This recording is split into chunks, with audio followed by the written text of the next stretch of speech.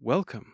You're about to listen to The City of God, Volume 1, Book 3, by Augustine of Hippo, modernized for today's reader and produced by Updated Works. Augustine's argument continues. In Book 1, he answered the charge that Christianity destroyed Rome. In Book 2, he attacked the moral failure of the Pelian gods. They corrupted Roman souls long before they failed to defend her walls. Book 3 is where he opens the history books. If the gods of Rome could not save her from the Goths in the year 410, could they ever save her from anything? Augustine reaches back across 1,000 years and walks the reader through the catalogue. Romulus murdering his brother at the city's founding, the rape of the Sabines, the defeats, the plagues, the civil wars that filled the streets with Roman blood spilled by other Romans. The fire, the famine, the foreign invasions, all of it happening while the temples were full and the gods were honored. The pagans say Christianity brought disaster on Rome. Augustine says, disaster was always there. The gods just watched. This is the full, unabridged Book 3, modernized into clear contemporary English by Updated Works, preserving every argument and nuance of the original. Explore the full library at updatedworks.com. Now, Volume 1, Book 3. Book 3. Argument.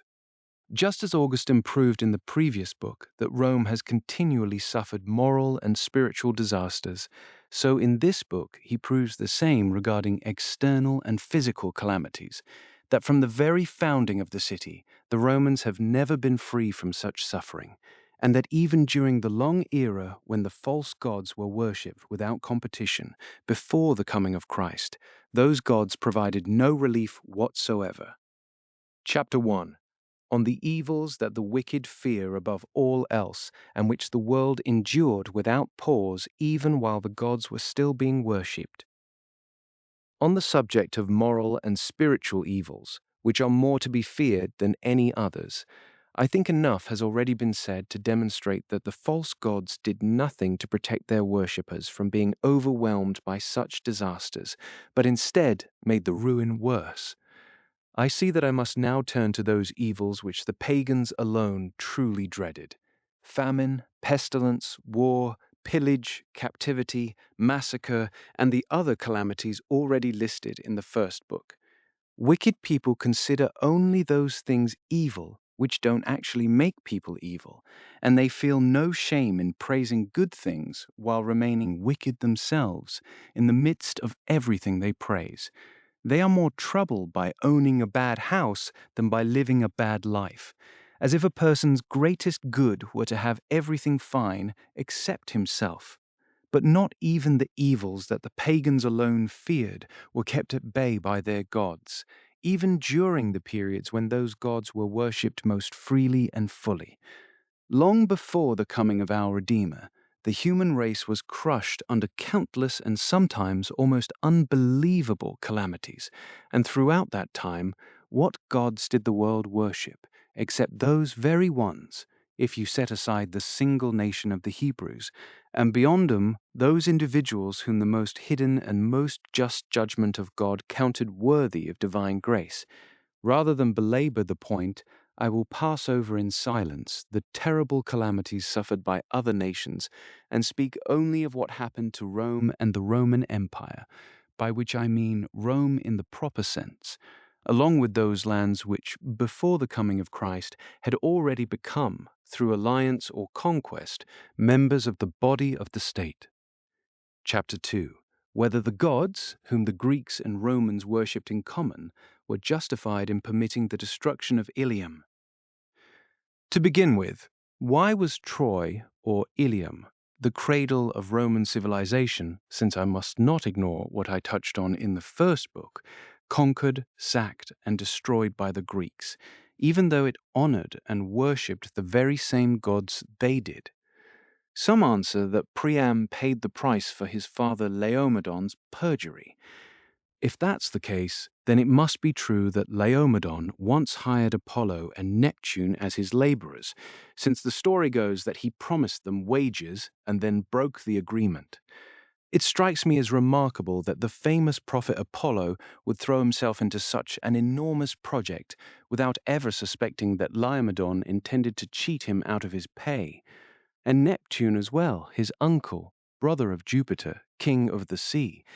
It hardly seems fitting that he should have been blind to what was coming.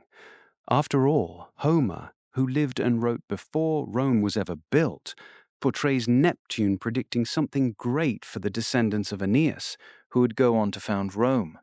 And according to Homer, Neptune even rescued Aeneas from Achilles' fury by wrapping him in a cloud, though as Virgil tells it, all his will was to destroy his own creation, perjured Troy. There is something deeply troubling about the idea that gods as great as Apollo and Neptune could be cheated out of their wages and left with nothing but ingratitude after building the walls of Troy. One might reasonably ask which is the greater offense, being deceived by such gods, or believing that such beings are gods at all. Even Homer himself wasn't fully convinced by the story, since he portrays Neptune as an enemy of Troy, while making Apollo its defender, even though the tale implies both were wronged by the same fraud. So here is the challenge. If the Romans believe these myths, they should be ashamed to worship gods like these. If they don't believe them, then they should stop talking about Trojan perjury, or, better yet, let them explain how the gods could despise Trojan treachery while apparently embracing Roman treachery. Consider how Catiline's conspiracy, even in a city as large and morally compromised as Rome, managed to recruit so many men who made their living through perjury and civic violence. What else but perjury corrupted the verdicts handed down by so many senators? What else corrupted the votes of the people and the outcomes of every case brought before them? It seems that the ancient custom of taking oaths survived even the deepest moral rot, not because religious reverence held wickedness in check, but simply to add one more crime to the list, the crime of breaking the oath itself. Chapter 3. Why the gods could not have been offended by the adultery of Paris, since this crime was so common among themselves. There is no basis, then, for claiming that the gods, by whose favor, as the Romans say, their empire stood, though those same gods are demonstrably shown to have been defeated by the Greeks, were outraged by Trojan treachery. Nor, as others argue in their defense, was it anger over Paris's adultery that caused the gods to abandon Troy. Their nature, after all, is to instigate and teach vice, not to punish it. The city of Rome, writes Sallust, was first built and inhabited, as I have heard, by the Trojans, who fled their homeland under the leadership of Aeneas and wandered without settling anywhere.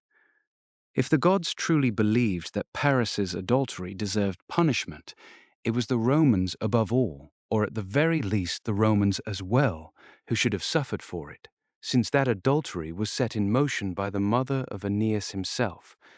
But how could the gods condemn in Paris a crime they raised no objection to when their own sister Venus committed it? She, to name just one example, committed adultery with Anchises and became the mother of Aeneas. Is the difference simply that Menelaus was wronged in one case, while Vulcan quietly looked the other way in the other? The gods, it seems, are so unconcerned about their wives' fidelity that they have no trouble sharing them with mortal men. Perhaps I will be accused of mocking the myths and treating a serious subject too lightly. Very well, then. Let us say that Aeneas was not the son of Venus. I am willing to grant that. But is Romulus any more truly the son of Mars? Why should one claim be accepted and not the other? Or is it that gods may sleep with mortal women, but men may not sleep with goddesses? That is a strange rule, and frankly an unbelievable one, that what Mars was permitted under Venus's own law should not be permitted to Venus herself under that same law.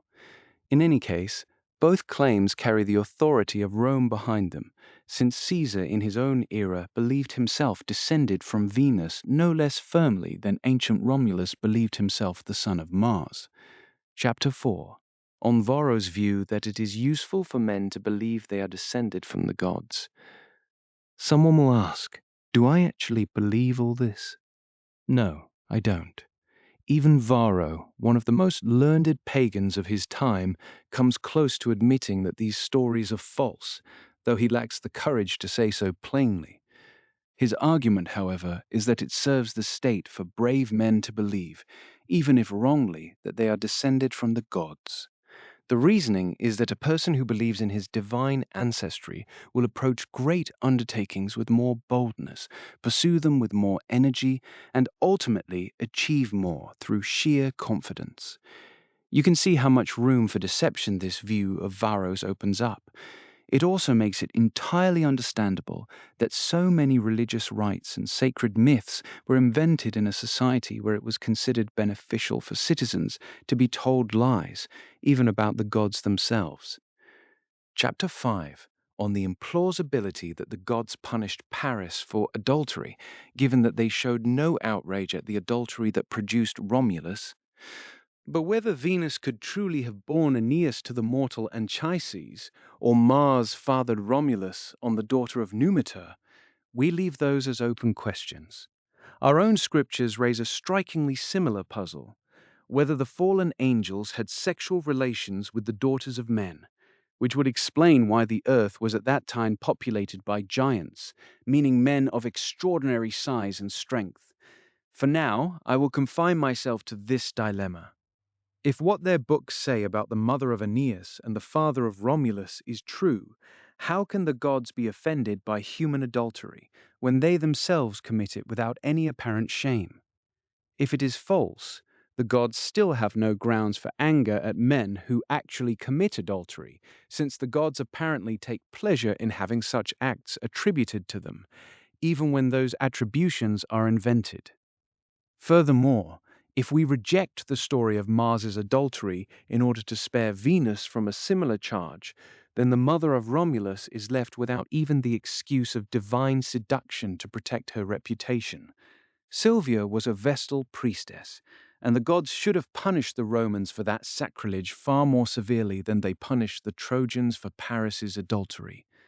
The Romans themselves, in their earliest days, went so far as to bury alive any Vestal virgin caught in adultery, while ordinary women, though punished for the same offense, were never put to death for it. In this way, the Romans guarded the purity of what they considered sacred shrines, with far greater zeal than they guarded the sanctity of the marriage bed. Chapter 6. How the gods exacted no penalty for the fratricide committed by Romulus. Here is another example worth considering. If human sin so greatly enraged those deities that they abandoned Troy to fire and slaughter as punishment for Paris's crime, then the murder of Romulus's brother should have provoked them far more against the Romans than the seduction of a Greek husband provoked them against the Trojans. Fratricide in a newly founded city should have stirred greater outrage than adultery in a city already thriving. For the purposes of this argument, it doesn't matter whether Romulus ordered his brother killed or struck him down with his own hand. Many shamelessly deny the latter, many doubt it out of shame, many conceal it out of grief.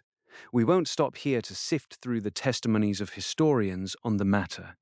What everyone agrees on is this: the brother of Romulus was killed, not by enemies, not by strangers. If it was Romulus who either commanded or carried out this crime, then Romulus was more truly the founder of Rome than Paris was of Troy. So why did the man who stole another man's wife bring the wrath of the gods down on the Trojans, while the man who took his own brother's life earned the protection of those same gods? If, on the other hand, Romulus had no hand in the crime and no part in willing it, then the entire city bears responsibility because it failed to see justice done. In that case, Rome was guilty not merely of fratricide, but of something worse, parricide. Both brothers were founders of that city, and one was prevented by treachery from ever ruling it. As far as I can see, no evil can be attributed to Troy that would justify the gods abandoning it to destruction, nor any virtue to Rome that would explain the gods rewarding it with prosperity.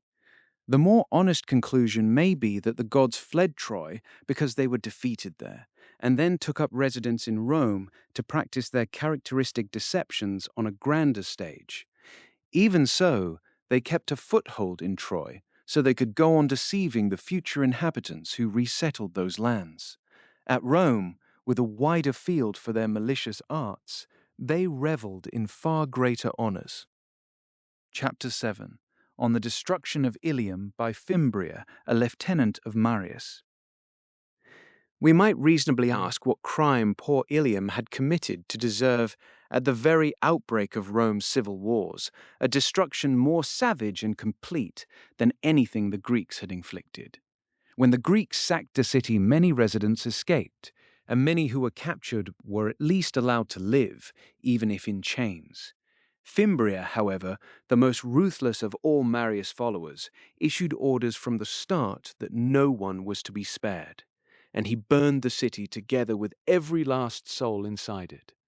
This was Ilium's reward, not from the Greeks whom she had once wronged, but from the Romans, who traced their very origins back to her ruins, while the gods worshipped equally by both sides did absolutely nothing, or, to be more precise, could do nothing. Is it really the case, then, that even at this later moment, after Troy had rebuilt herself from the ashes left by Greek fire, all the gods on whose protection the kingdom depended forsook each fane, each sacred shrine? But this raises an obvious question. Why did the gods allow it? In my view, the gods deserve as much blame as the townspeople deserve praise. The citizens of Troy had closed their gates against Fimbria in order to preserve the city for Sulla, and Fimbria burned them alive for it. Up to that point, Sulla's cause was the more legitimate of the two.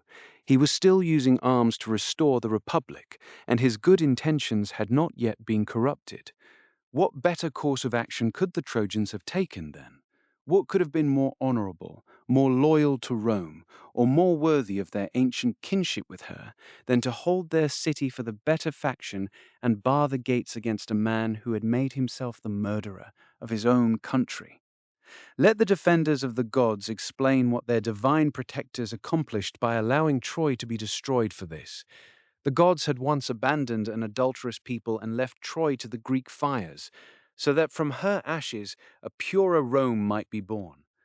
But why did they abandon this same city a second time, now that it was allied with Rome, not making war on its noble daughter but holding firm with admirable loyalty to Rome's most justifiable cause?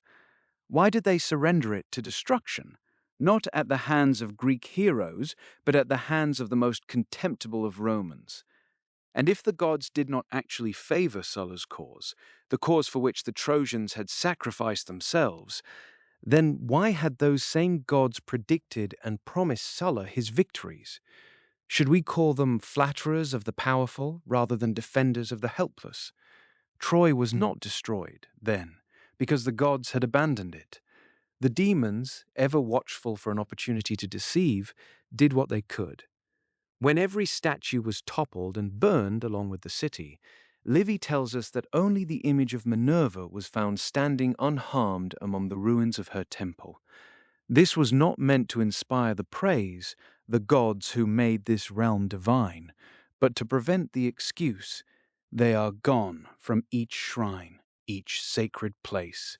That marvel was permitted to them not to prove their power, but to prove their presence. Chapter 8. Whether Rome should have been entrusted to the Trojan gods.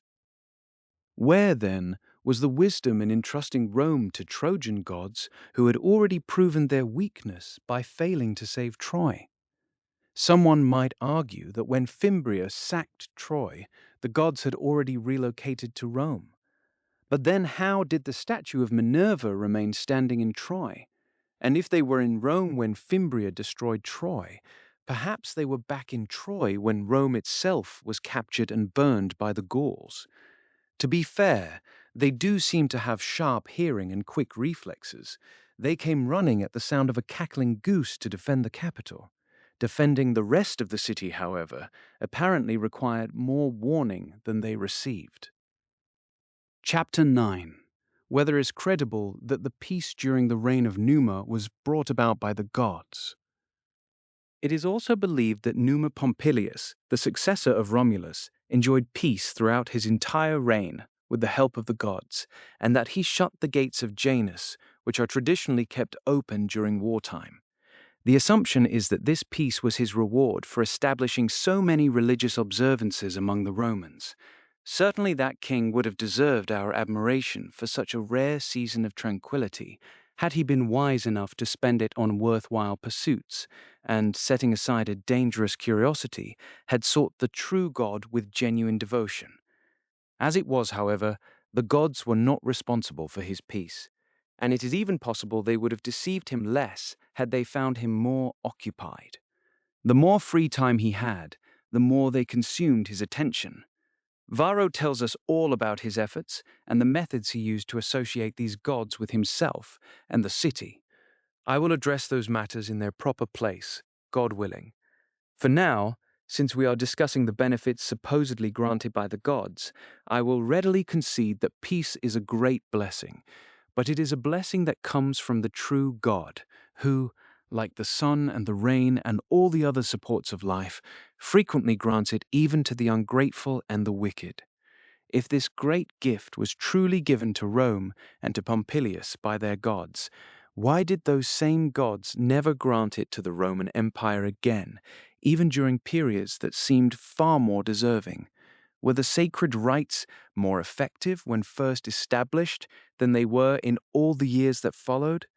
In Numa's time, those rites did not yet exist until he introduced them, yet afterward they had already been performed and carefully maintained, so that their benefits might continue to flow. How is it, then, that the 43 years of Numa's reign, or 39 as some prefer, passed in unbroken peace, and yet afterward, once the worship was firmly established and the gods themselves, invoked by those very rites, were recognized as the guardians and patrons of the city, we can barely find a single year throughout the entire span from the founding of Rome to the reign of Augustus in which the Romans were able to shut the gates of war. That one exception, notably, was the year following the close of the First Punic War, and even then it was treated as a remarkable curiosity. Chapter 10. Whether it was desirable that the Roman Empire should be increased by such a furious succession of wars, when it might have been quiet and safe by following in the peaceful ways of Numa. Do they argue that the Roman Empire could never have grown so vast or so glorious without constant, unrelenting war? What a convenient argument. Why must a kingdom tear itself apart in order to become great? Consider the human body as a small world of its own. Isn't it better to have a moderate build and good health than to reach the towering size of a giant through unnatural suffering, only to find no rest once you get there, your pain growing in proportion to your size? What harm would have come, or rather what good would have flourished, if the age that Sallust described had simply continued? He writes, "At first the kings, for that was the earliest title of power in the world, were divided in their pursuits. Some cultivated the mind, others the body. At that time, men lived without greed. Everyone was content with what he had. Was it really necessary, then, for Rome's prosperity, that the very condition Virgil condemns should take its place? At length stole on a baser age, and war's indomitable rage, and greedy lust of gain. The Romans do have a plausible defense for waging such devastating wars. They were driven to fight by the pressure of their enemies, compelled not by any hunger for glory, but by the necessity of protecting their lives and freedom. Fair enough. Here is how Sallust describes it. When their state, enriched with laws, institutions, and territory seemed abundantly prosperous and sufficiently powerful, the ordinary law of human nature took hold, and wealth gave birth to envy. The neighboring kings and peoples took up arms and attacked them. A few allies offered help. The rest, paralyzed by fear, kept their distance from the danger. But the Romans, alert both at home and in the field, acted quickly, made preparations, encouraged one another, marched out to meet their enemies, and defended their liberty, their country, and their families with arms. Afterward, when their courage had driven back the threat, they came to the aid of their allies and friends, and won new alliances more by giving favors than by receiving them. That, at least, was building Rome's greatness through honorable means. But during the reign of Numa, I want to know whether the long peace was maintained despite the aggression of hostile neighbors, or whether those neighbors simply stopped attacking so that peace could be kept. If Rome was already being harassed by wars even then, and yet chose not to answer force with force, then whatever means she used at that time to pacify her enemies without defeating them in battle or frightening them with the threat of combat, she could have used those same means always, and reigned in peace with the gates of Janus closed. If that was not within her power, then Rome enjoyed peace not because her gods willed it, but because her neighbors willed it, and only for as long as those neighbors chose not to provoke her. In that case, these pitiful gods would be selling to one man, as though it were their gift, something that lay not in their power to grant, but in the will of another man entirely. These demons, to the extent they are permitted, can certainly frighten or inflame the minds of wicked men through their own peculiar wickedness. But if they always possessed this power, and if no higher and more hidden power ever moved to check their efforts, they would be the supreme arbiters of peace and military victory.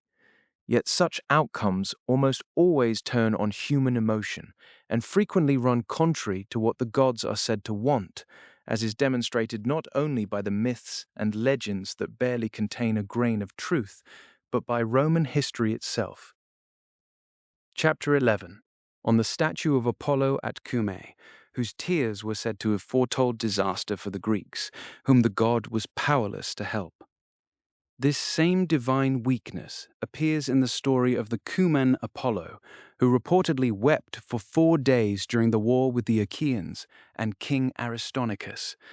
The augurs were alarmed by this omen and had decided to throw the statue into the sea, but the elders of Cumae stepped in and recalled that the same thing had happened to the same statue during the wars against Antiochus and against Perseus, and that the Senate had afterward decreed gifts for Apollo because those wars had ended favorably for Rome.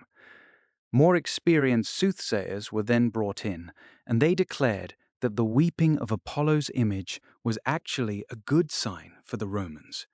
Since Cumae was a Greek colony, they argued, Apollo was mourning the grief and ruin about to fall on his native Greece, the land from which his statue had originally been brought. Not long after, word came that King Aristonicus had been defeated and captured, an outcome that clearly ran against Apollo's wishes, as the god had already signaled through the tears streaming from his marble face. This tells us something important. Even the poets' myths, fanciful as they are, contain a kernel of truth, since they capture the character of these demonic beings with a certain accuracy. In Virgil, Diana mourns for Camilla, and Hercules weeps for Pallas on the eve of his death. This may well be the same logic that shaped the thinking of Numa Pompilius. He had enjoyed a long peace, though without knowing or even asking from whom it came. In his leisure, he began to consider which gods he should entrust with the protection and governance of Rome. He had no sense that the true, almighty, and supreme God concerns himself with earthly affairs. He only remembered that the Trojan gods Aeneas had carried to Italy had failed to preserve either the kingdom of Troy or the Lavinian kingdom Aeneas himself had founded. From this, he concluded that Rome needed additional gods, guardians for the displaced and protectors of the vulnerable. to be added alongside those earlier divinities who had either arrived with Romulus or been absorbed when Alba was destroyed. Chapter 12. How the Romans added a vast number of gods to those introduced by Numa, and how their numbers helped them not at all. Yet even though Pompilius established such an elaborate religious system, Rome was not content to leave it there. Jupiter himself still had no great temple at this point. It was King Tarquin who eventually built the capital. Asclepius made his way from Epidaurus to Rome, so that in this greatest of cities he might have a grander stage for his celebrated medical arts. The mother of the gods, too, arrived from Pessinus, wherever exactly that was, since it would have been unseemly for her to remain hidden in obscurity while her son presided over the Capitoline Hill. But if she truly is the mother of all the gods, then she didn't merely follow some of her children to Rome. She left others behind to follow her.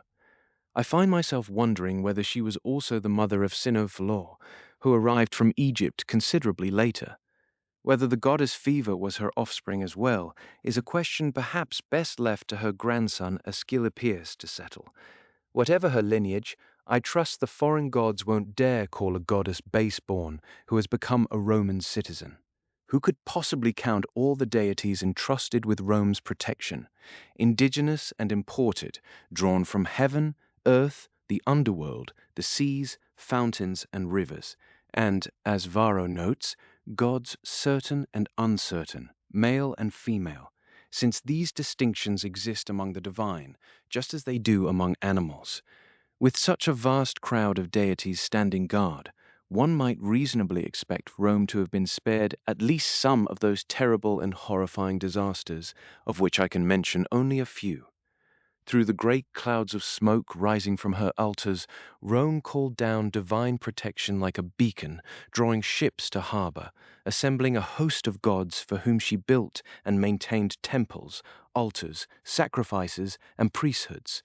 And in doing so she offended the one true and supreme God, to whom alone all such worship rightfully belongs. In fact, Rome was more prosperous when she had fewer gods, but as she grew greater, she assumed she needed more of them. Much as a larger ship requires a larger crew, she apparently lost confidence in the smaller number of gods under whose protection she had enjoyed relatively peaceful days, doubting they could now defend an empire of such scale. Even under the kings, with the exception of Numa Pompilius, whom I have already discussed, what a dark and wicked rivalry must have existed to bring about the murder of Romulus's own brother. Chapter 13. By what right or agreement the Romans obtained their first wives?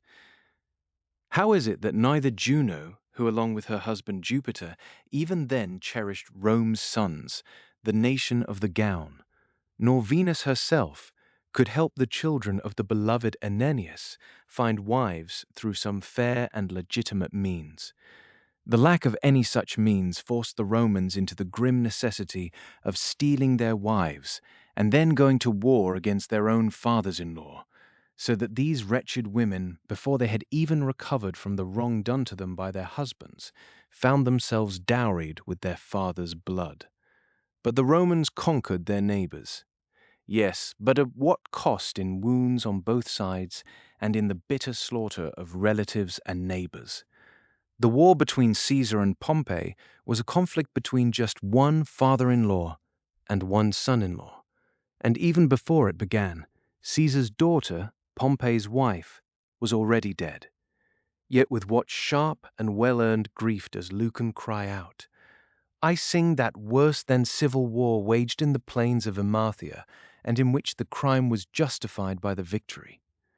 The Romans, then, conquered so that they could wrench these wretched girls from their fathers-in-law's arms with blood-stained hands.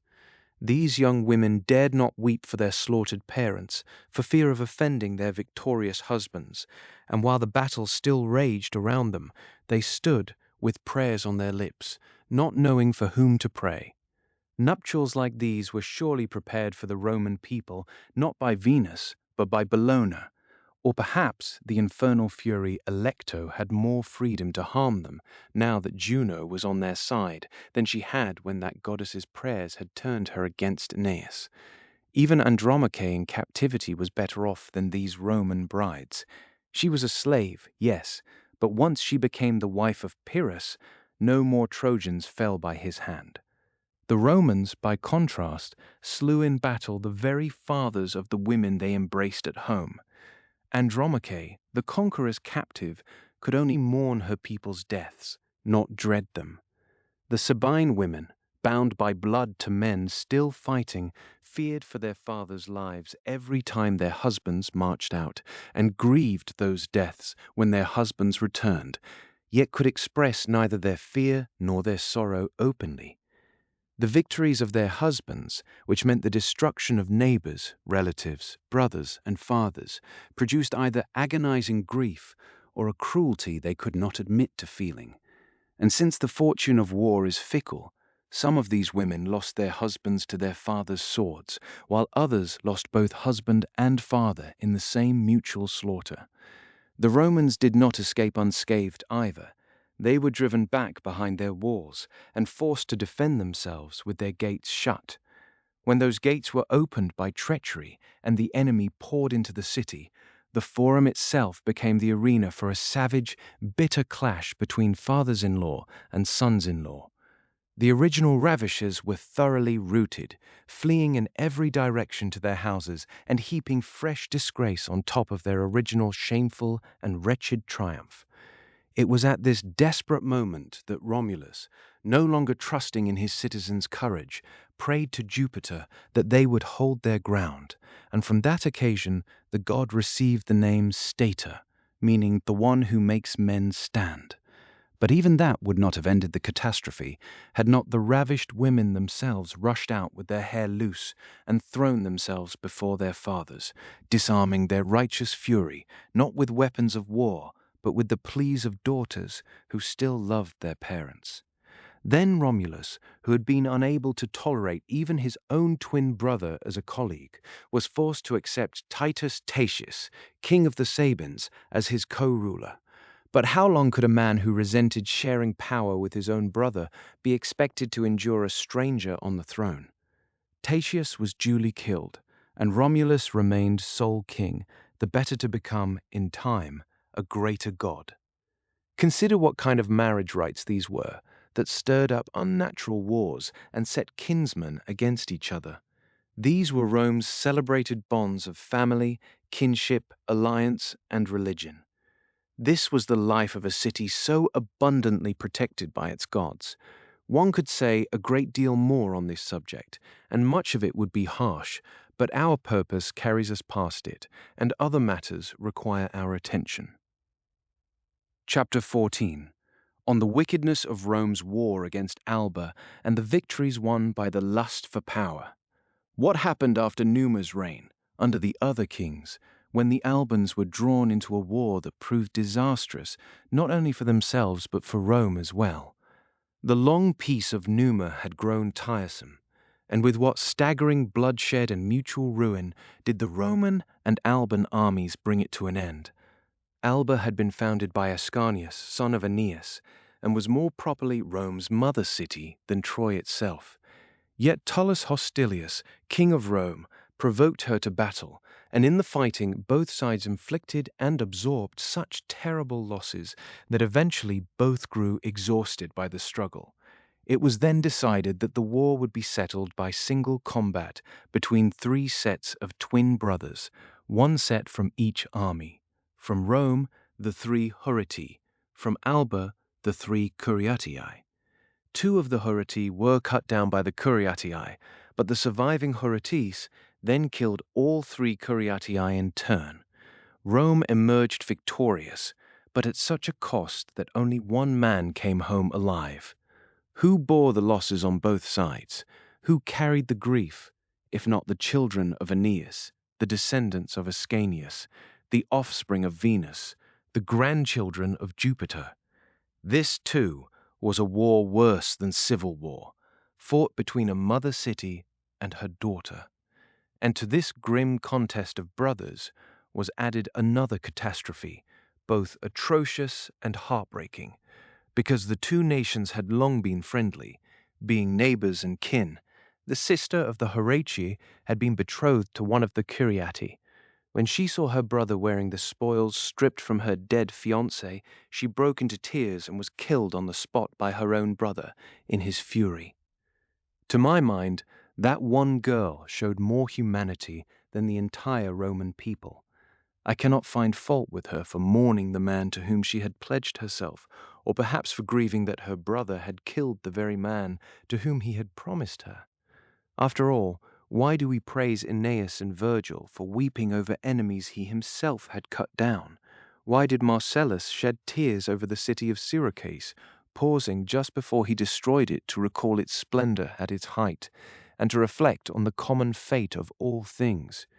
In the name of our shared humanity, I insist, if men are praised for weeping over enemies they themselves have conquered, then a young woman should not be condemned as a criminal for mourning a lover killed by her own brother's hand.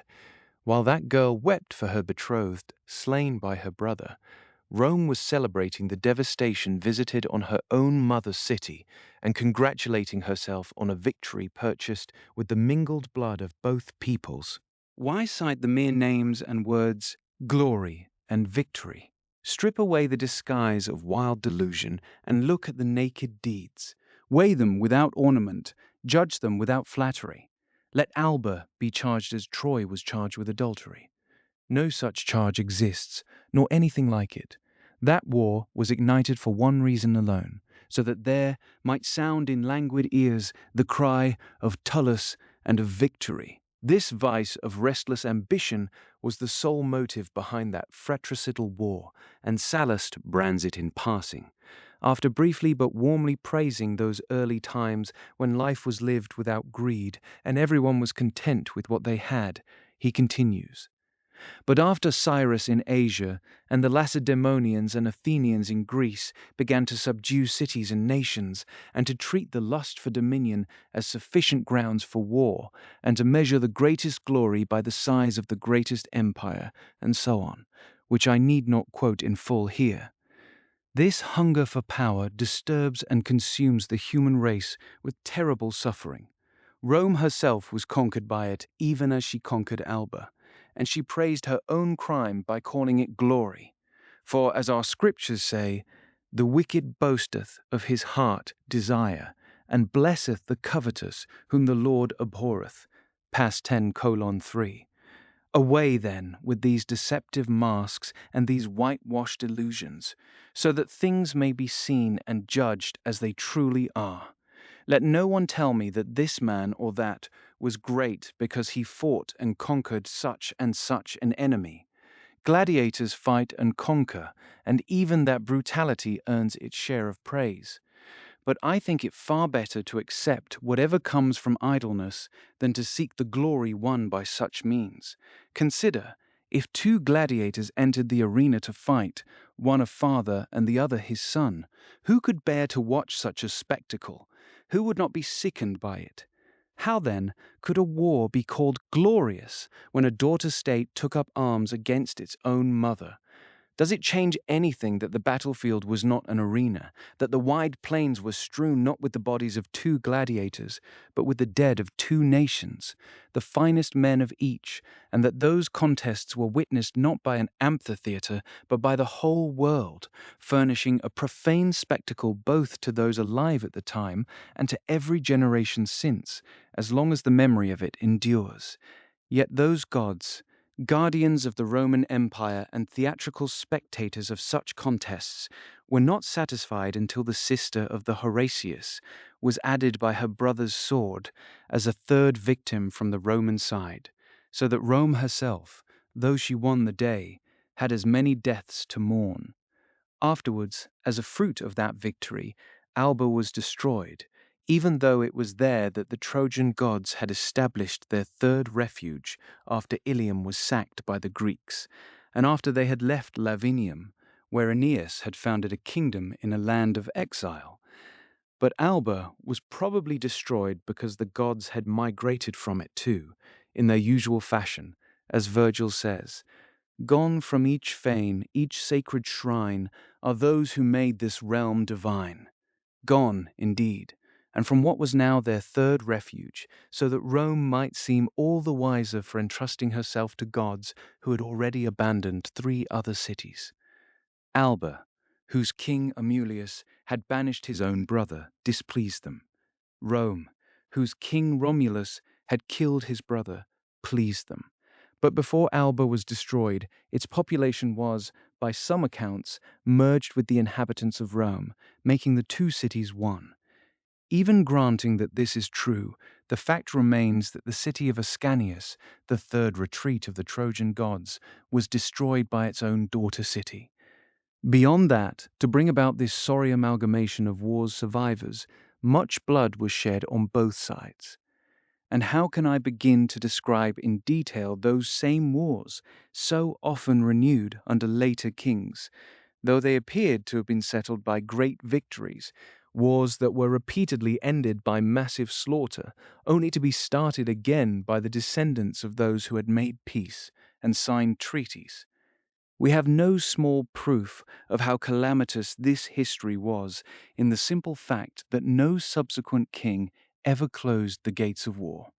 And so, for all their guardian gods, not one of those kings ever reigned in peace. Chapter 15. What manner of life and death the Roman kings had? What became of the kings themselves?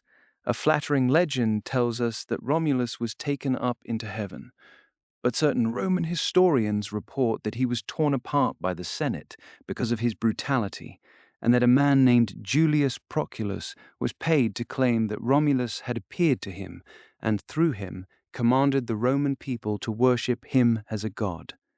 In this way, the people, who were beginning to resent what the Senate had done, were calmed and pacified. A solar eclipse had also occurred around that time, and the ignorant masses attributed it to the divine power of Romulus, not knowing that it was caused by the fixed laws of the sun's movement. Yet that darkening of the sun might more reasonably have been taken as evidence that Romulus had been murdered, with the loss of sunlight serving as a sign of the crime, much as it truly was when the Lord was crucified through the cruelty and impiety of the Jews. We have sufficient proof that this latter darkening of the sun did not follow the natural laws of the heavenly bodies, because it occurred during the Jewish Passover, which falls only at the full moon, while natural solar eclipses happen only at the new moon.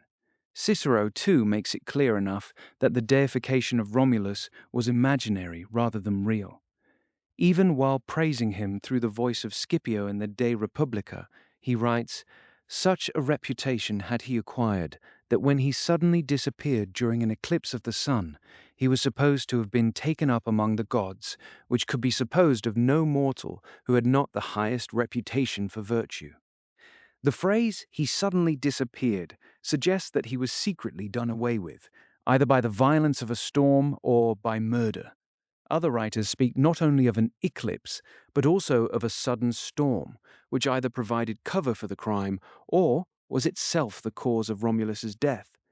As for Tullus Hostilius, the third king of Rome, who was himself struck down by lightning, Cicero says in the same book that he was not supposed to have been deified by this death, possibly because the Romans were unwilling to cheapen the honor they believed or had been persuaded was granted to Romulus, lest they bring it into contempt by handing it out freely to everyone. In one of his speeches, Cicero also says plainly, "The founder of this city, Romulus, we have raised to immortality and divinity by generously celebrating his services," implying that his deification was not real but merely a matter of reputation, a title given out of respect for his virtues. In the dialogue Hortensius, while discussing regular solar eclipses, he says that they produced the same darkness as covered the death of Romulus, which happened during an eclipse of the sun. Notice that he has no hesitation at all in speaking of Romulus's death, for Cicero was more of a reasoner than a flatterer. Consider also the other kings of Rome. With the exception of Numa Pompilius and Ancus Marcius, who died peacefully, their ends were uniformly terrible. Tullus Hostilius, who conquered and destroyed Alba, was, as I mentioned, struck down by lightning, along with his entire household. Priscus Tarquinius was assassinated by the sons of his predecessor. Servius Tullius was brutally murdered by his own son-in-law, Tarquinius Superbus, who then seized the throne. And yet this outrageous act of murder against Rome's finest king did nothing to drive away those gods who were supposedly so offended by Paris's adultery that they abandoned Troy to Greek fire and steel. On the contrary, the very man who committed the murder was permitted to succeed the father-in-law he had killed.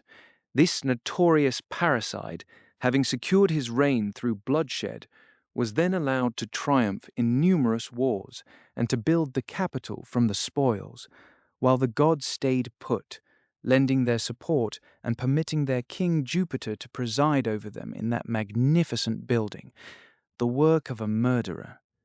He did not build the capital during some earlier period of innocence, only to be punished for later crimes. He won the reign in which he built it through an act of monstrous violence. When he was eventually driven out by the Romans and barred from the city, it was not for his own crimes, but for his son's assault on Lucretia, an act committed not only without his knowledge, but during his absence. At the time, he was besieging Ardea, fighting on Rome's behalf, and we cannot know what he would have done had he learned of his son's crime. Even so, without his opinion being sought or established, the people stripped him of his crown. When he returned to Rome with his army, the troops were admitted, but he was turned away, abandoned by his soldiers, with the gates shut in his face. He then appealed to neighboring states and tormented the Romans with a series of costly but unsuccessful wars. When the ally on whom he most depended finally deserted him and he gave up all hope of reclaiming the throne, he reportedly spent 14 quiet years in retirement at Tusculum, a Roman town, growing old alongside his wife and dying in the end far more peacefully than his father-in-law, who had been killed by his own son-in-law with, if the reports are true, his own daughter's encouragement. The Romans did not call this Tarquin the cruel or the infamous, but the proud, perhaps because his arrogance offended their own. They thought so little of his having murdered their greatest king, his own father-in-law, that they made him king themselves. One might reasonably ask whether it was not even more shameful on their part to reward so generously a man guilty of so grave a crime. And still, there was no talk of the gods abandoning their altars, unless someone wishes to argue in the gods' defense that they remained in Rome not to help and protect the Romans, but to punish them, luring them with hollow victories and grinding them down with brutal wars. Such was Roman life under the kings during that much celebrated era of the state, stretching across 243 years to the expulsion of Tarquinius Superbus. All those victories, purchased at such enormous cost in blood and suffering, had pushed Rome's dominion barely 20 miles beyond the city walls, a territory that would not have compared favorably even with the smallest Gatulian state. Chapter 16.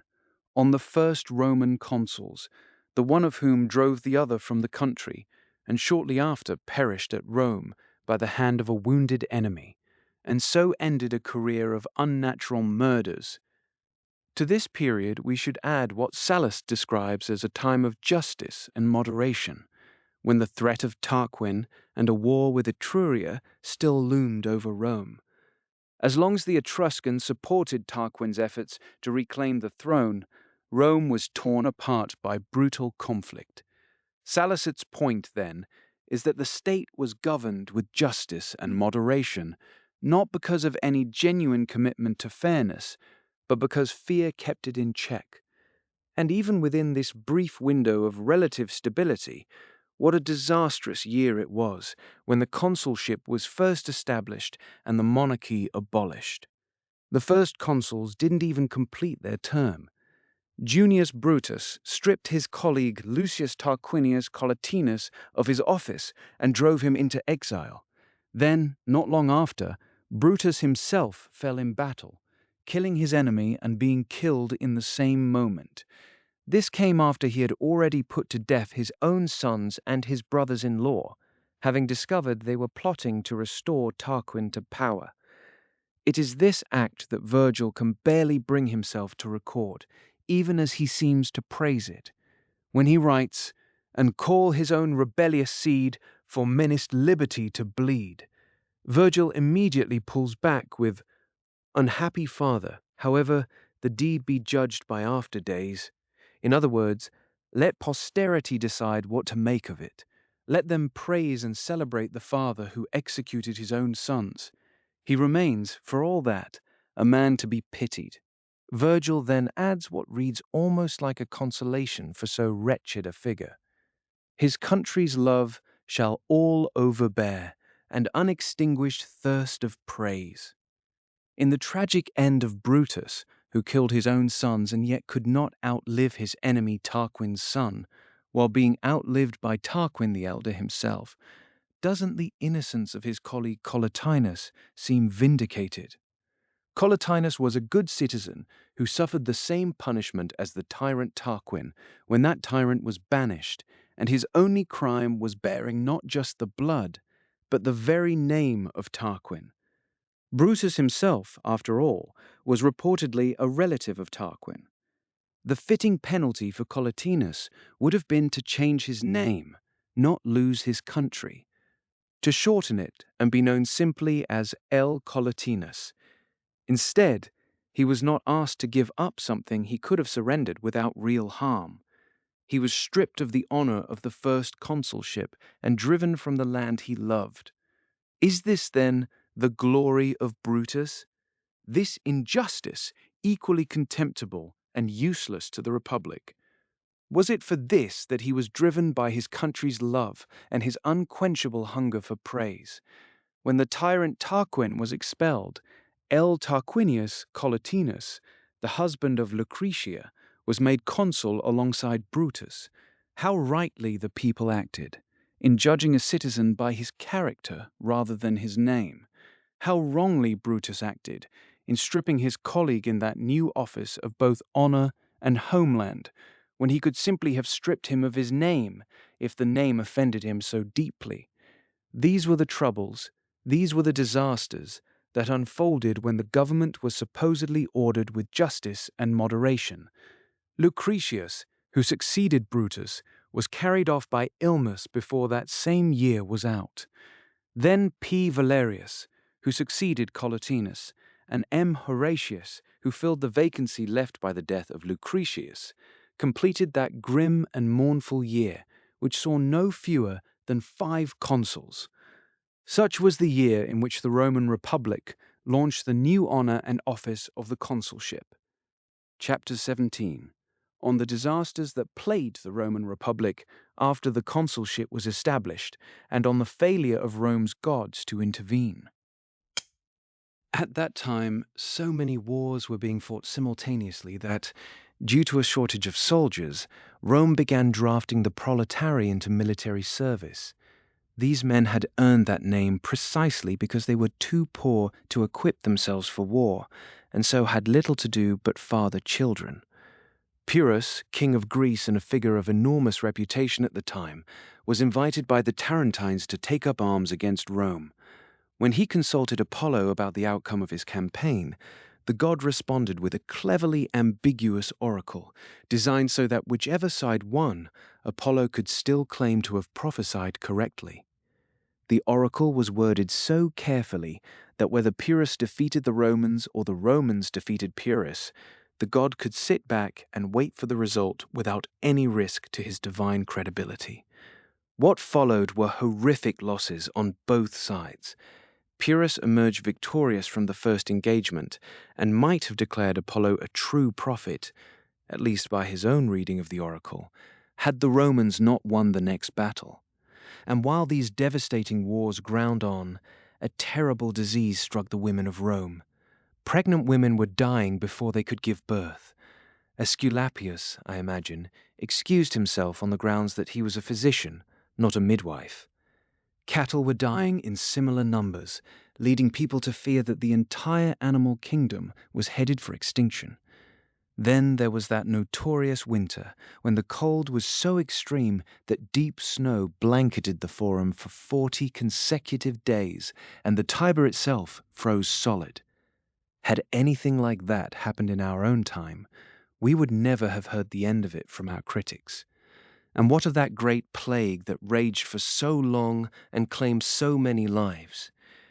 Despite every remedy Aesculapius had to offer, it only worsened in its second year, until the authorities finally turned to the Sibylline books, a kind of oracle that, as Cicero notes in his De Divinatione, derives whatever meaning it has entirely from its interpreters, who make uncertain guesses as best they can, or as suits their purposes.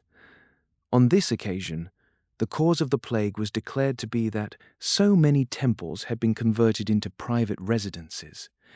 This conveniently allowed Aesculapius to escape any charge of negligence or incompetence. But why had so many people been permitted to occupy sacred buildings in the first place, without anyone intervening? Surely because prayers had been addressed for so long and so fruitlessly to such a vast crowd of gods that the sacred sites had gradually been abandoned by worshippers, and once empty, were put to at least some practical human use. The temples that were laboriously identified and restored at that time in hopes of ending the plague later fell back into neglect and were once again turned to the same secular purposes. Had they not faded into such obscurity, Varro could never have cited so many forgotten sacred sites in his work on the subject as evidence of his remarkable learning. In the end, restoring the temples did nothing to cure the plague. It only gave the gods a convenient excuse. Chapter 18. The disasters the Romans suffered in the Punic Wars, which the gods did nothing to prevent. During the Punic Wars, when victory hung in the balance between two great powers for so long, when two mighty nations were pouring every resource and every ounce of strength into destroying each other, consider what was lost along the way. Smaller kingdoms crushed, large and flourishing cities demolished, entire states overwhelmed and ruined, vast stretches of land near and far left desolate. The victors on both sides were themselves defeated time and again. Countless men, soldiers and civilians alike, were killed. Enormous fleets were crippled in battle or swallowed by the sea in every kind of maritime disaster. To recount all of these calamities in detail would be to write a full history of the period. Rome, deeply shaken, turned to desperate and frankly absurd remedies. On the authority of the Sibylline books, the secular games were revived. They had been established a century earlier, but had quietly faded from memory during more peaceful times. The pontiffs also restored the games consecrated to the gods of the underworld, which had similarly fallen into disuse during better days. And no wonder they had been neglected. When they were finally renewed, the sheer abundance of dying men gave the underworld cause to celebrate its sudden wealth and indulge in festivity. The savage wars, the ruinous conflicts, the bloody victories shifting from one side to the other, however catastrophic for human beings, provided the demons with rich entertainment and a lavish feast. Yet even within all this devastation, nothing in the First Punic War proved more disastrous than the Roman defeat in which Regulus was captured.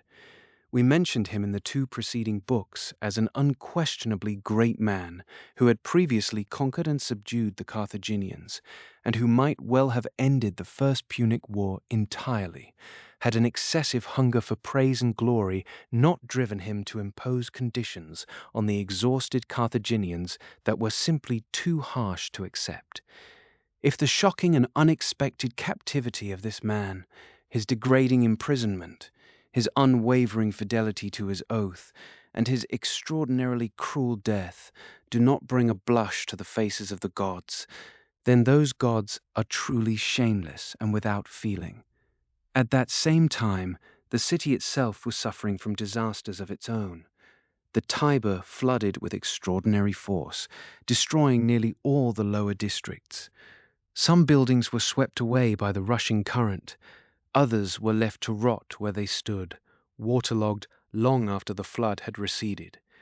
This catastrophe was followed by a fire even more destructive, which consumed several of the taller buildings around the Forum, and spared not even the Temple of Vesta itself, where virgins chosen for this honor, or rather this burden, had been tasked with keeping the sacred flame alive by feeding it endlessly with fresh fuel. But on this occasion, the fire was not content to be tended. It raged out of control. The virgins, terrified by its ferocity, were unable to save those fateful images that had already brought ruin on 3 cities foolish enough to receive them. Metellus the priest, throwing caution aside, rushed into the inferno and rescued the sacred objects, though he was half burned in the process. Either the fire did not recognize him, or the goddess of fire was simply absent, since any goddess of fire worth the title would hardly have fled from flames. What this episode reveals is striking. A mortal man was able to do more for Vesta than she could do for him. And if these gods could not protect themselves from fire, what possible help could they offer the state they were supposedly guarding against flood and flame? The facts speak for themselves. They were useless. Our objections here would carry no weight if our opponents argued that their idols are consecrated as symbols of eternal realities rather than as guarantors of earthly blessings, and that therefore, even if the symbols perished, as all material and visible things eventually do, no harm came to the eternal truths they represented, while the images themselves could simply be remade and returned to their former purpose. But instead, these people labor under a tragic blindness, believing that through the intervention of perishable gods, the earthly welfare and temporal prosperity of the state can somehow be kept safe from ruin. And so, when they are reminded that this very welfare and prosperity crumbled even while the gods were still present among them, they have the grace to blush, but not the courage to abandon a position they cannot defend. Chapter 19. On the devastation of the Second Punic War, which exhausted both sides. The disasters of the Second Punic War are almost too numerous to recount, given how long and unpredictable that conflict was. Even writers whose primary aim was not to narrate the wars, but to celebrate Rome's greatness, have admitted that the victorious people looked less like conquerors than like the conquered. When Hannibal swept out of Spain, crossed the Pyrenees, swept through Gaul, forced his way through the Alps, and all along the way grew stronger by plundering and subjugating everything in his path, he flooded into Italy like a burst dam. The wars that followed were soaked in blood, and the fighting never stopped. How many times were the Romans defeated? How many towns defected to the enemy, and how many were captured and crushed? How terrible those battles were, and how often did Roman losses only add to Hannibal's glory? And what can one say about the catastrophic defeat at Cumae, where even Hannibal, ruthless as he was, finally had his fill of his enemy's blood and ordered that survivors be spared? From that battlefield he sent 3 bushels of gold rings back to Carthage, a gesture meant to show how much of Rome's nobility had fallen that day. The losses were easier to measure by volume than to count by number. The slaughter of the common soldiers, whose bodies lay in anonymous heaps, was so vast that it could only be estimated, never accurately tallied. After this, Rome faced such a desperate shortage of fighting men that the state pressed criminals into service with promises of amnesty and bought slaves with the promise of freedom, building an army not so much from recruits as from the dregs of society.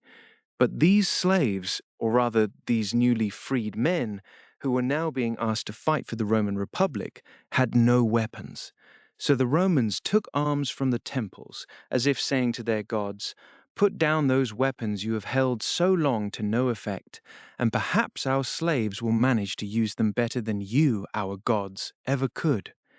At that same time, the public treasury was so depleted that it could no longer pay the soldiers, and private wealth had to fill the gap.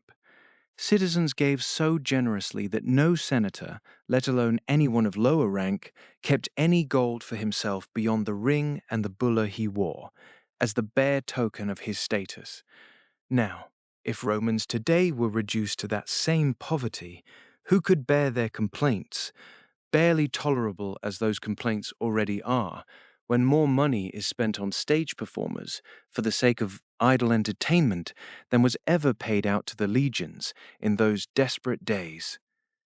Chapter 20. On the destruction of the Saguntines, who received no help from the Roman gods despite dying for their loyalty to Rome. Among all the disasters of the Second Punic War, none was more heartbreaking or more deserving of outrage than the fate of the Saguntines. This Spanish city, deeply loyal to Rome, was destroyed precisely because of that loyalty. When Hannibal broke his treaty with the Romans, he went looking for a pretext to provoke them into war, and so he launched a fierce assault on Saguntum. News of the attack reached Rome, and ambassadors were dispatched to Hannibal demanding he lift the siege. When he ignored them, they traveled on to Carthage, lodged a formal complaint about the broken treaty, and returned to Rome having accomplished nothing. Meanwhile, the siege continued, and within 8 or 9 months, this prosperous, ill-fated city, beloved by both its own people and by Rome, was taken and subjected to treatment that is horrifying to read about, let alone describe. Yet because it speaks directly to the matter at hand, I will touch on it briefly. First, famine reduced the Saguntines to such desperation that some reportedly ate human corpses. Then, utterly exhausted and determined to avoid the humiliation of falling into Hannibal's hands, they publicly built an enormous funeral pyre and threw themselves into the flames, while simultaneously killing their children and themselves with the sword. And what did the gods do? These gluttons and pleasure-seekers, whose mouths water at rich sacrifices and whose lips pour out false prophecies, could they do nothing in a moment like this? Could they not act to preserve a city that was a close ally of the Roman people, or at least prevent it from being destroyed for honoring the very alliance these gods had supposedly witnessed and guaranteed? Saguntum kept faith with the treaty it had sworn before these gods, binding itself firmly by oath, and was besieged, captured, and annihilated by a man who had broken his own oath. Later, when Hannibal stood at the very walls of Rome, it was supposedly the gods who frightened him off with lightning and storms. Why, I ask, did they not intervene before that? I will say plainly, that display of divine power through the storm would have been far more honorably directed toward defending Rome's allies, who were in danger precisely because they refused to betray Rome and had no resources of their own to draw on, than toward defending the Romans themselves, who were fighting for their own survival and had ample means to resist Hannibal. If these gods had truly been the guardians of Roman prosperity and honor, they would have protected that honor from the stain of the Saguntine catastrophe. It is absurd to believe that Rome was saved from Hannibal by the protective care of gods who could not save Saguntum from being destroyed for its faithfulness to Rome.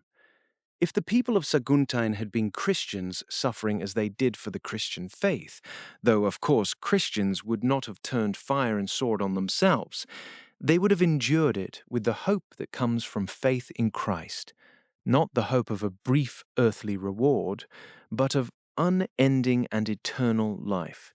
What, then, can the defenders and apologists of these gods possibly say in their defense when confronted with the blood of the Saguntines?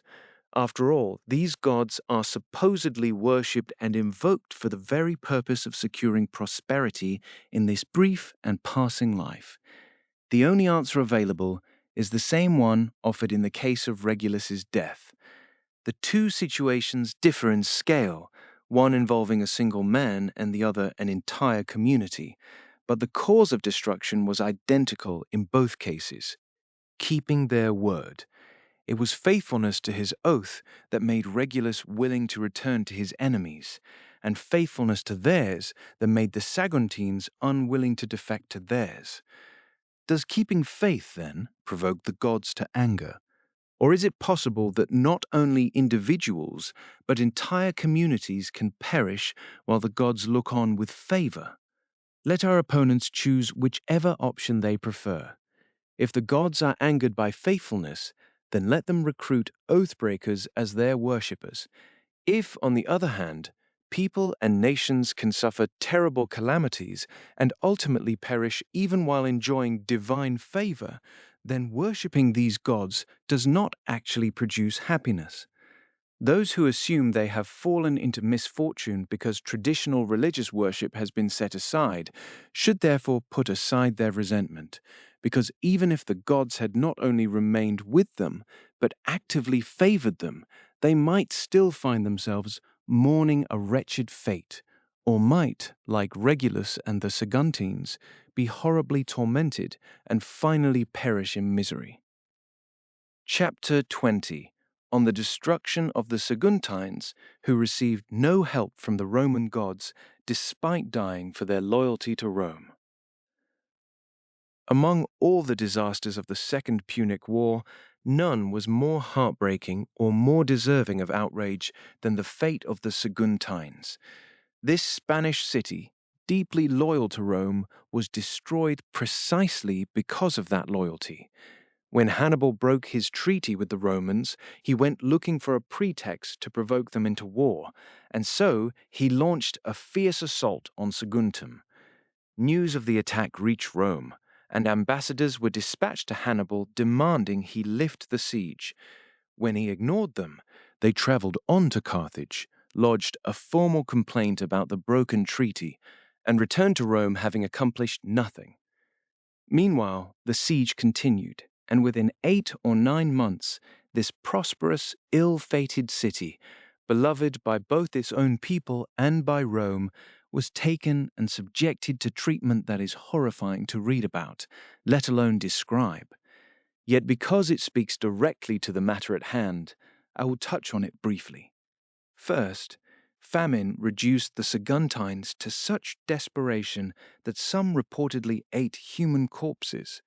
Then, utterly exhausted and determined to avoid the humiliation of falling into Hannibal's hands, they publicly built an enormous funeral pyre and threw themselves into the flames, while simultaneously killing their children and themselves with the sword.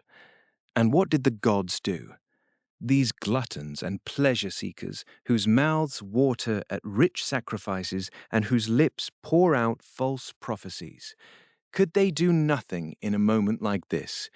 Could they not act to preserve a city that was a close ally of the Roman people, or at least prevent it from being destroyed for honoring the very alliance these gods had supposedly witnessed and guaranteed?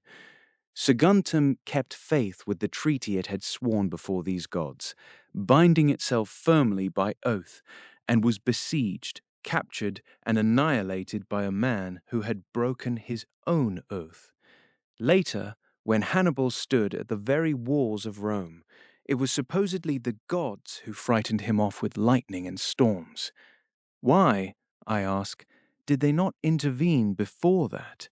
I will say plainly, that display of divine power through the storm would have been far more honorably directed toward defending Rome's allies, who were in danger precisely because they refused to betray Rome and had no resources of their own to draw on, than toward defending the Romans themselves, who were fighting for their own survival and had ample means to resist Hannibal.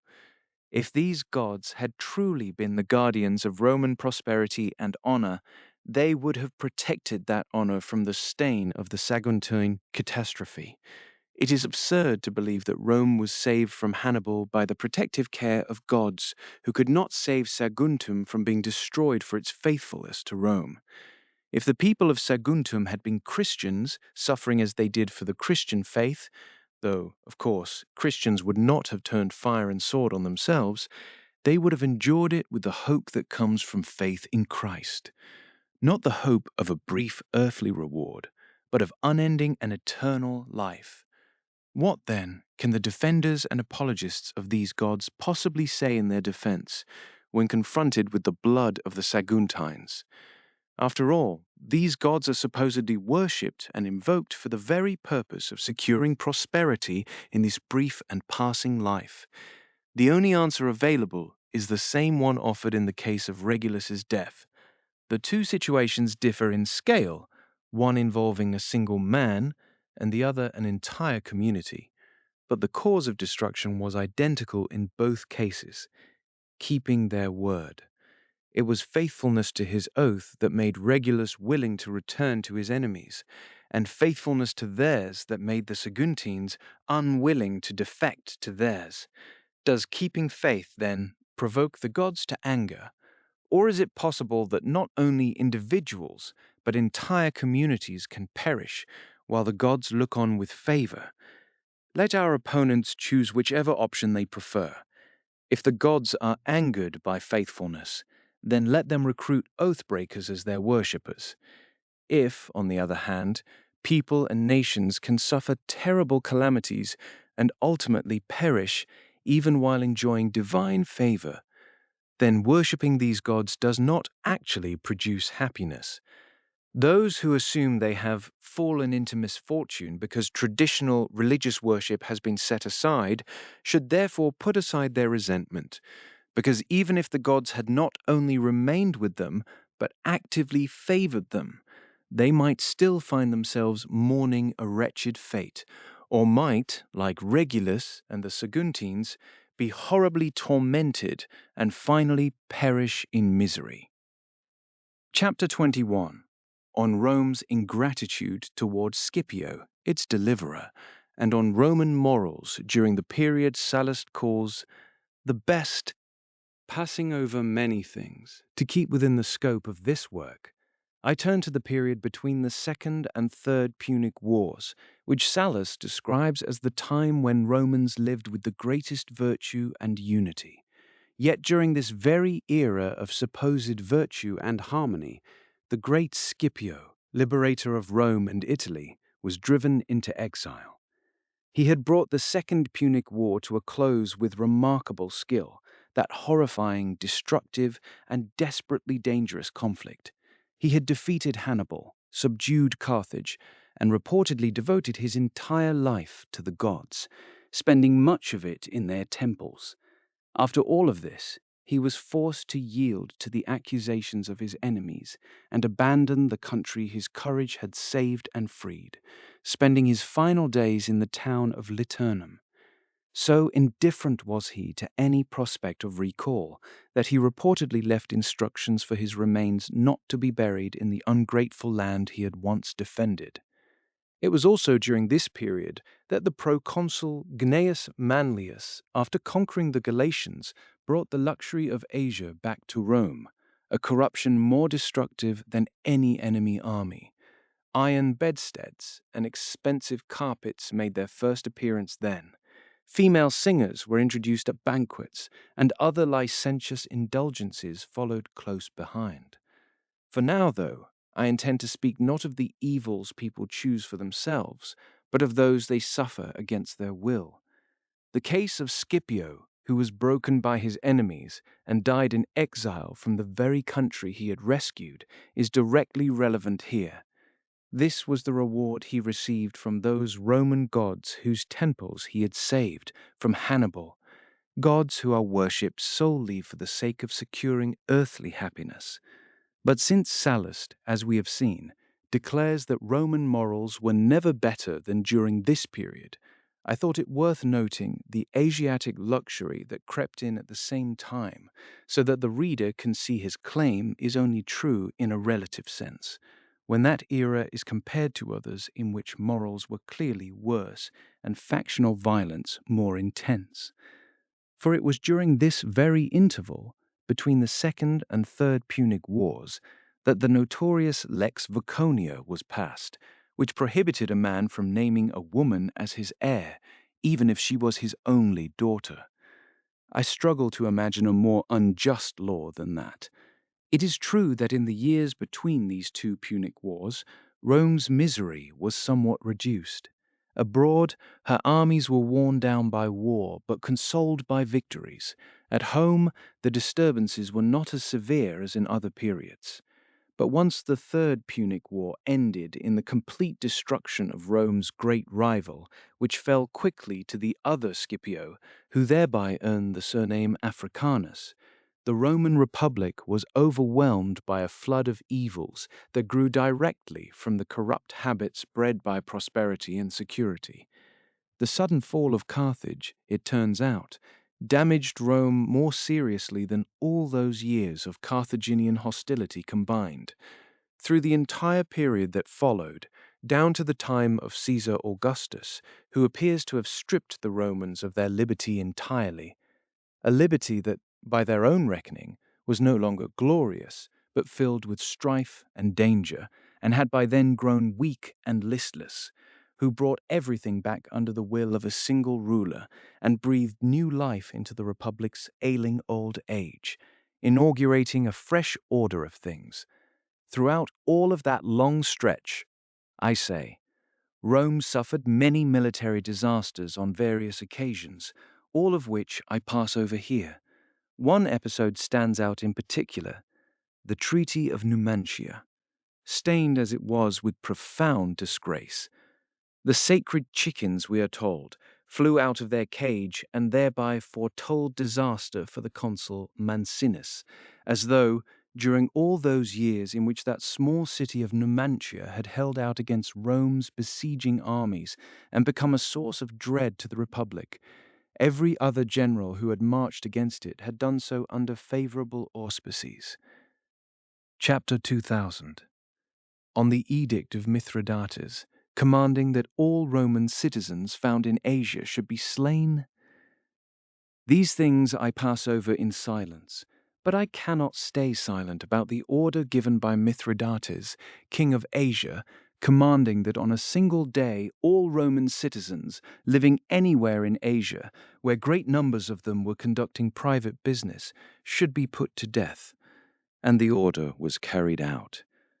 What a wretched spectacle that must have been, when men were suddenly and treacherously murdered wherever they happened to be, in the field or on the road, in the town, in their own homes, in the street, in the marketplace or the temple, in bed or at the dinner table.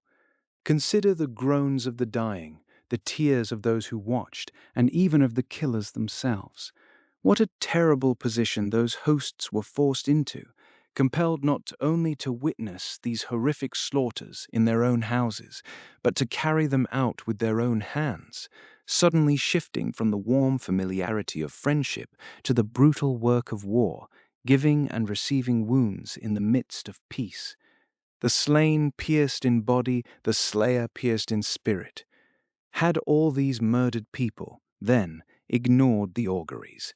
Did they have no public or household gods to consult before they left their homes and set out on that fatal journey? If they didn't, then our opponents have no grounds to complain about the Christian era on this particular point, since the Romans had long since dismissed auguries as worthless. If, on the other hand, they did consult the omens, let our opponents tell us what good it did them, even in a time when such practices were not forbidden but actively sanctioned by human law, if not by divine. Chapter 23.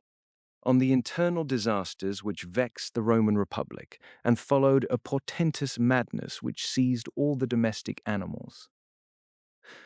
Let me now turn, as briefly as I can, to those disasters that were even more distressing precisely because they struck so close to home, the internal conflicts that are mistakenly called civil wars, since they tore apart the very society they were named after.